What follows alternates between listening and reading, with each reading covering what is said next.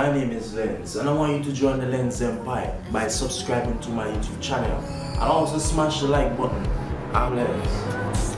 In this video, I'm gonna show you how you can fix your black screen or unresponsive screen with your Samsung Galaxy phone, whether J5, J6 or J7 or S7 or S8. So I'm gonna show you what you can do.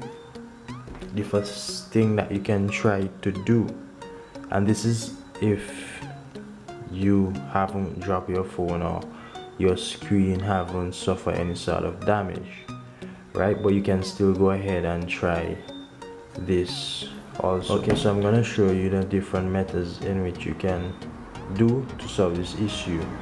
You can hold up power button here and try holding it for like 5 to 10 seconds, and if nothing, there's another method that you can try to resolve any unresponsive screen or any black screen. You can also try holding down the power up button here, volume up, and the home button, and hold them down together, and here we can see that the phone came on.